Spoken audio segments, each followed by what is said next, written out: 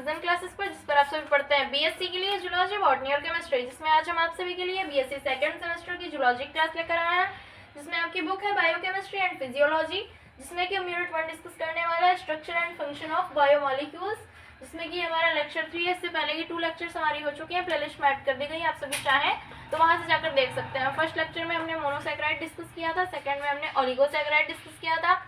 आज हम polysaccharide discuss करने वाले हैं, यानी कि आज की इस वीडियो में हम क्या डिस्कस करने वाले हैं, पॉलीसैकेराइड।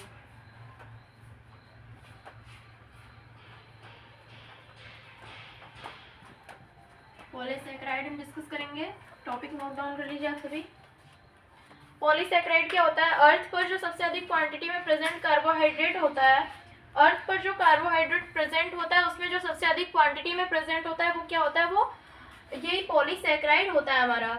पॉलीसैकेराइड यानी कि इस तरीके से हम कह सकते हैं कि पॉलीसैकेराइड अर्थ पर सबसे अधिक मात्रा में पाया जाने वाला कार्बोहाइड्रेट है। ये आप सभी के एग्जाम के पॉइंट ऑफ व्यू से बहुत ही इंपॉर्टेंट पॉइंट है, तो आप सभी नोट डाउन करते हुए चलिए।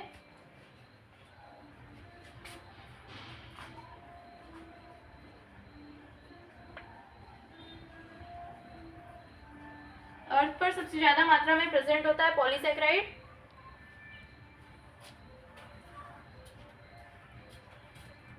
तो इसका जनरल फॉर्मूला हम सभी नोट डाउन करेंगे। पॉलीसैकेराइड का जनरल फॉर्मूला क्या होता है? C6H10O5N, ये होता है पॉलीसैकेराइड का जनरल फॉर्मूला। ये भी बहुत ही इंपॉर्टेंट है। अगर ये जो बहुविकल्पी प्रश्न आते हैं आप सभी के एग्जाम्स में, अल्टरनेटिव क्वेश्चंस आते हैं, तो उसके पॉइंट ऑफ व्यू से ये बहुत ही इंपॉर्टेंट है कि पॉलीसैकेराइड का जनरल फॉर्मूला क्या होता है। तो पॉलीसैकेराइड का जनरल फॉर्मूला होता है C6H10O5N, ये होता है पॉलीसैकेराइड का जनरल फॉर्मूला। तो हाइड्रोलिसिस जो प्रोसेस होता है पॉलीसैकेराइड का, अगर हम हाइड्रोलिसिस करते हैं, उसका विघटन करते हैं, पॉलीसैकेराइड को तोड़ते हैं, तो उसमें मोनोसैकेराइड के 2 से अधिक मॉलिक्यूल्स हमें प्राप्त होते हैं। मोनोसैकेराइड के 2 से अधिक मॉलिक्यूल्स हमें प्राप्त होते हैं पॉलीसैकेराइड का हाइड्रोलिसिस करने पर। तो ये हो गया कि पॉलीसैकेराइड कितने यूनिट मोनोसैकेराइड के मिलने से बना होता है, 2 से अधिक यूनिट मोनोसैकेराइड के मिलते हैं, तो क्या बनता है हमारा, पॉलीसैकेराइड का फॉर्मेशन होता है। तो पॉलीसैकेराइड किस किस टाइप के होते हैं? तो कुछ पॉलीसैकेराइड क्या होते हैं, चेन लाइक स्ट्रक्चर फॉर्म करते हैं, और कुछ जो होते हैं वो ब्रांच लाइक स्ट्रक्चर फॉर्म करते हैं, मतलब ब्रांच के फॉर्म में होते हैं। तो कुछ polysaccharide branch like structure form करते हैं और कुछ स्ट्रेट चेन के फॉर्म में होते हैं। एंड जो मोनोसैकेराइड जो उसमें अटैच होती है, पॉलीसैकेराइड जितने भी मोनोसैकेराइड से मिलकर बना होता है, उसमें जो मोनोसैकेराइड को अटैच करने वाला बॉन्ड होता है वो क्या होता है, ग्लाइकोसिडिक बॉन्ड ही होता है। ग्लाइकोसिडिक बॉन्ड, जैसा कि मैंने डाइसैकेराइड में आप सभी को बताया था कि 2 मोनोसैकेराइड को अटैच करने के लिए कौन सा बॉन्ड बनता है, क्या कौन सा बॉन्ड, किस बॉन्ड के द्वारा 2 मोनोसैकेराइड अटैच होते हैं, तो वो था ग्लाइकोसिडिक बॉन्ड, मैंने आप सभी को बताया था। तो इतना आप सभी नोट डाउन कर लीजिए। इसके बाद हम कुछ पॉलीसैकेराइड्स के एग्जाम्पल पर चलेंगे। इसमें की एग्जाम्पल है हमारा, पॉलीसैकेराइड के एग्जाम्पल्स है cellulose, starch, cellulose starch, glycogen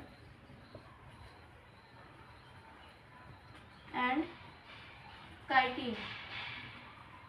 cellulose starch, glycogen and chitin, तो ये हो गया आप सभी के एग्जाम्पल। आई होप आप सभी नोट डाउन कर लिया होगा। तो चलते हैं सेलुलोज की तरफ। तो सेलुलोज क्या होता है? यह एक इम्पॉर्टेंट पॉलीसैकेराइड होता है। यह एक इम्पॉर्टेंट क्या होता है, पॉलीसैकेराइड होता है। सेलुलोज जो होता है इम्पॉर्टेंट पॉलीसैकेराइड होता है,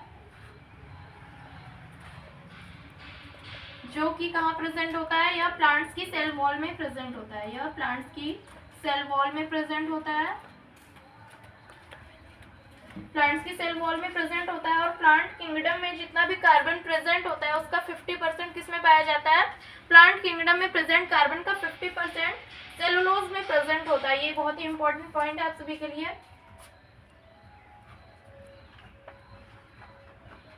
प्लांट किंगडम का 50% कार्बन सेलुलोज में प्रेजेंट होता है। प्लांट किंगडम का 50% कार्बन सेलुलोज में प्रेजेंट होता है। और जो मैमल्स होते हैं, जितने भी स्तनधारी होते हैं उनमें सेलुलोज नामक एंजाइम नहीं पाया जाता है, सेलुलोज नहीं पाया जाता है मैमल्स में। तो इसलिए क्या क्या होता है, ये प्लांट के पार्ट्स को क्या करते हैं, एडजस्ट नहीं कर पाते। प्लांट फाइबर जो होते हैं, जो लकड़ी होती है उसको ये एडजस्ट नहीं कर पाते या डाइजेस्ट नहीं कर पाते, क्योंकि उसमें सेलुलोज को डाइजेस्ट करने वाला एंजाइम नहीं पाया जाता है। तो सेलुलोज में ग्लूकोज कितने फॉर्म में प्रेजेंट होता है, सेलुलोज जो होता है वो ग्लूकोज के अटैच होने से बनता है। बहुत सारे ग्लूकोज के जो यूनिट्स होते हैं, मॉलिक्यूल्स होते हैं, उनके अटैच होने से क्या होता है, सेलुलोज का फॉर्मेशन होता है। तो कितने यूनिट्स इसमें ऐड होते हैं कि सेलुलोज का फॉर्मेशन होता है। तो सेलुलोज में ग्लूकोज की लगभग 2000 यूनिट्स होती हैं जो स्ट्रेट चेन का फॉर्मेशन करती हैं। 2000 यूनिट्स ऑफ ग्लूकोज।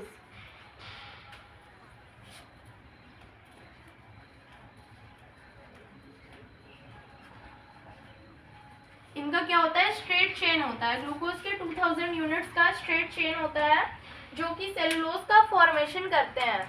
तो इसमें जो जैसा कि मैंने आप सभी को डाइसैकेराइड में भी बताया था कि ग्लूकोज के जो ग्लूकोज के 2 मॉलिक्यूल्स होते हैं वो किस तरीके से अटैच होते हैं, वो ग्लाइकोसिडिक बॉन्ड द्वारा अटैच होते हैं। और उसमें जो पहला ग्लूकोज का फर्स्ट वाला कार्बन होता है और दूसरे यानी कि अगले ग्लूकोज के चौथे वाले कार्बन से वो अटैच होता है। पहले ग्लूकोज का फर्स्ट कार्बन दूसरे ग्लूकोज के चौथे वाले कार्बन से अटैच होता है इस लिंकेज में। तो सेलुलोज में भी ग्लूकोज के बीच इसी तरीके की लिंकेज पाई जाती है। तो स्ट्रक्चर देखते हैं हम सेलुलोज की। तो जैसा कि आप सभी देख पा रहे हैं, ये सेलुलोज की केमिकल स्ट्रक्चर है। तो किस तरीके से ये ग्लूकोज मॉलिक्यूल्स हैं, ये फर्स्ट ग्लूकोज है, ये सेकंड ग्लूकोज है और ये थर्ड ग्लूकोज है। तो किस तरीके से ये अटैच्ड है। तो इस ग्लूकोज का जैसा कि आप सभी देख पा रहे हैं, ये फर्स्ट कार्बन यहाँ पर प्रेजेंट है और सेकेंड वाले ग्लूकोज के ये फोर्थ कार्बन एटम से क्या कर रहा है, बॉन्डिंग बना रहा है, ग्लाइकोसिडिक, इसे हम ग्लाइकोसिडिक बॉन्ड कहेंगे।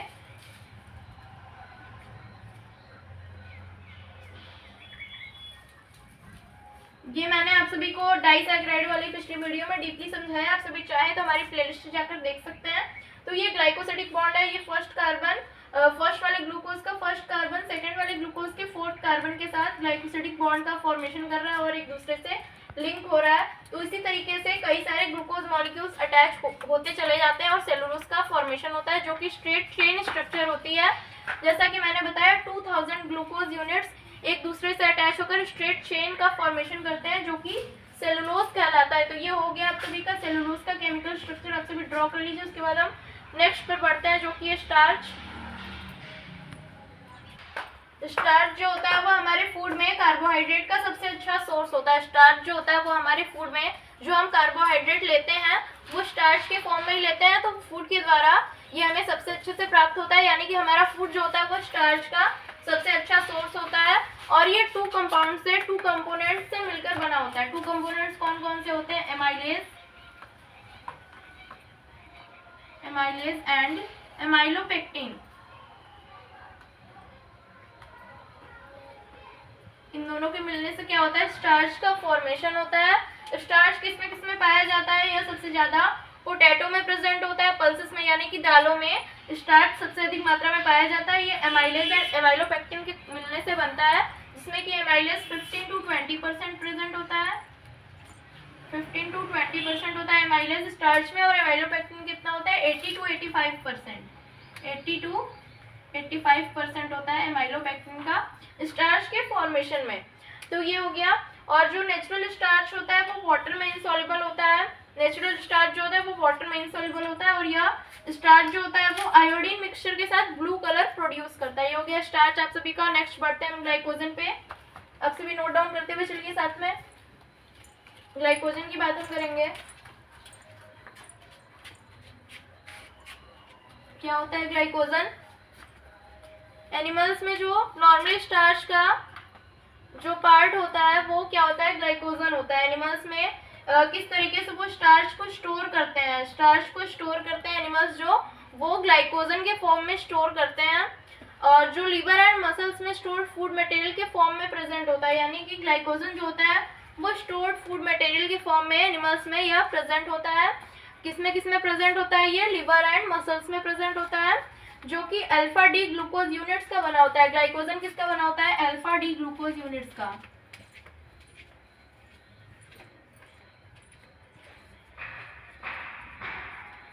Glycogen alpha D glucose units का बना होता है, बहुत ही इंपॉर्टेंट पॉइंट है। यह ग्लूकोज यूनिट्स एक दूसरे से 1 और 4 कार्बन एटम पर ग्लाइकोसिडिक बॉन्ड द्वारा अटैच होते हैं। जैसा कि ग्लूकोज के बारे में मैंने पहले भी बताया, डाइसैकेराइड वाले में बताया था, मैंने सेलुलोज में भी बताया कि जो ग्लूकोज एक दूसरे से अटैच होते हैं वो फर्स्ट वाले का first carbon atom and second वाले के फोर्थ कार्बन एटम से एक दूसरे के साथ अटैच होकर मोनोसैकेराइड लिंकेज का फॉर्मेशन करते हैं, जो कि ग्लाइकोसिडिक बॉन्ड कहलाता है, ग्लाइकोसिडिक बॉन्ड कहलाता है। तो ये हो गया आप सभी का ग्लाइकोजन। और जो ग्लाइकोजन होता है आप सभी का, या आयोडीन मिक्सचर के साथ क्या करता है, ग्लाइकोजन प्लस आयोडीन मिक्सचर, ये कौन सा कलर प्रोड्यूस करेगा, रेड कलर। ग्लाइकोजन क्या होता है, आयोडीन मिक्सचर के साथ जब हम इसे ऐड करते हैं, मिक्स करते हैं आयोडीन के साथ ग्लाइकोजन को, तो यह हमें रेड कलर गिव अप करता है। अगर आपका अल्टरनेट क्वेश्चन आता है एग्जाम में तो ये पॉइंट आप सभी के लिए बहुत ही इंपॉर्टेंट है। तो बात करी हमने ग्लाइकोजन की, अब हम कार्बोहाइड्रेट्स के बायोलॉजिकल सिग्निफिकेंस की बात करेंगे, किस तरीके से कार्बोहाइड्रेट्स हमारे लाइफ में बहुत ही इंपॉर्टेंट रोल प्ले करते हैं। तो क्या है कार्बोहाइड्रेट्स का बायोलॉजिकल सिग्निफिकेंस, यानी कि हमारे लाइफ में किस तरीके से वो इंपॉर्टेंट रोल प्ले करते हैं, हमारी डेली लाइफ में कार्बोहाइड्रेट्स का यूज हम किस तरीके से करते हैं। तो ये है बायोलॉजिकल सिग्निफिकेंस ऑफ कार्बोहाइड्रेट्स, जिसमें कि फर्स्ट पॉइंट क्या है, सेलुलोज कवरिंग इन प्लांट्स, यानी कि जो कार्बोहाइड्रेट्स होते हैं वो प्लांट्स की सेलुलोज कवरिंग का फॉर्मेशन करते हैं। सेलुलोज जो होता है वो प्लांट सेल का बहुत ही इंपॉर्टेंट पार्ट होता है सेलुलोज, जिसका कि फॉर्मेशन किसके द्वारा होता है, कार्बोहाइड्रेट्स द्वारा होता है। तो जिसमें कि कार्बोहाइड्रेट बहुत ही इंपॉर्टेंट है सेलुलोज के फॉर्म में। सेकंड क्या है, फॉर्म ऑफ फ्यूल, यानी कि जो हमारी डेली एक्टिविटी होती है, जिससे जो भी हम एक्टिविटी करते हैं उसके लिए हमें एनर्जी कहाँ से मिलती है, फ्यूल के फॉर्म में एनर्जी हमें किससे मिलती है, कार्बोहाइड्रेट्स से ही मिलती है हमें एनर्जी। तो ये हमारी लाइफ में फ्यूल का भी वर्क करता है, यानी कि एक तरीके से ये हमारे डेली लाइफ में हमारे बॉडी के लिए ईंधन का काम करता है, क्या, कार्बोहाइड्रेट। थर्ड क्या है, फॉर बायोटिक एक्टिविटी, यानी कि हमारे सेल्स में जितनी भी जैविक क्रियाएं होती है, जो भी बायोटिक एक्टिविटी होती है वो ग्लूकोज एंड ग्लाइकोजन के द्वारा ही होती है, तो जिसके लिए कि कार्बोहाइड्रेट बहुत ही इंपॉर्टेंट फंक्शन करता है। फोर्थ क्या है, मेटाबॉलिज्म ऑफ फैटी एसिड, यानी कि जो कार्बोहाइड्रेट होता है वो fatty acid and amino acid के मेटाबॉलिज्म में बहुत ही इंपॉर्टेंट रोल प्ले करता है। फिफ्थ क्या है, सेल के न्यूक्लियर प्रोटीन में राइबोज एंड डीऑक्सीराइबोज का फॉर्मेशन, जैसा कि आप सभी ने डीएनए एंड आरएनए का नाम तो सुना ही होगा। डीएनए का फुल फॉर्म क्या होता है, deoxyribose nucleic acid, and RNA का क्या होता है, राइबोज न्यूक्लिक एसिड, जिसमें कि दोनों में ही पेंटोज शुगर प्रेजेंट होती है। तो पेंटोज शुगर क्या होती है, कार्बोहाइड्रेट होती है। इस तरीके से जो हमारा न्यूक्लियर प्रोटीन होता है, न्यूक्लिक एसिड होता है, उसमें भी कार्बोहाइड्रेट का बहुत ही इंपॉर्टेंट रोल होता है। तो ये आज हमारा कार्बोहाइड्रेट कंप्लीट हो गया। नेक्स्ट वीडियो में हम लिपिड्स की बात करेंगे, तो be ready for our next video. Channel पर नया है तो चैनल को सब्सक्राइब जरूर करें। डेली बेसिस पर आप सभी को वीडियोस मिलती रहेंगी। आप सभी हमारे टेलीग्राम ग्रुप को भी ज्वाइन कर सकते हैं टेलीग्राम पर। तो आप सभी से मेरी रिक्वेस्ट है कि चैनल को सब्सक्राइब कर दीजिए, वीडियोस को अपने फ्रेंड्स के साथ शेयर कीजिए और वीडियो को लाइक जरूर कीजिए। थैंक्स।